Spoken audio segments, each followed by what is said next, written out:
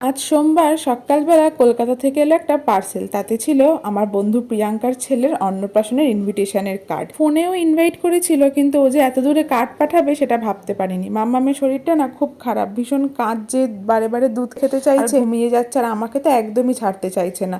ওর বাবা এলে পরে তবে গিয়ে রান্নাটা বসালাম। আজকে একটু চিকেন করে নিচ্ছে, বেশি করে রান্না করে নেবো। কালকে ওকে দিল্লি বেস হসপিটালে নিয়ে যেতেই হবে, আর এরকম সিভিলে দেখিয়ে লাভ নেই। আমার আসলে একটু ভয় লাগছে যে ওর শরীরটা কেন ঠিক হচ্ছে না। চিকেনটা নামানোর আগে একটু কাজু আর বেরেস্তা বাটা দিয়েছিলাম, এতে না চিকেনটা খেতে একটু অন্যরকম লাগে। কোনো একদিন বানিয়ে দেখো, তোমাদেরও আশা করি ভালো লাগবে। মাম্মামের জন্য একটু চিকেন রাইস বানিয়েছিলাম, জ্বরের মুখে ওর ওটা খেতেই যা একটু ভালো লাগছে।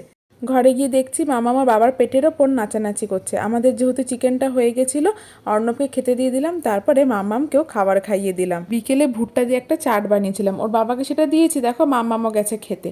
আজকের ভিডিওটা তবে এখানেই শেষ করলাম, দেখা হবে আবার কাল আরেকটি নতুন ভিডিওতে।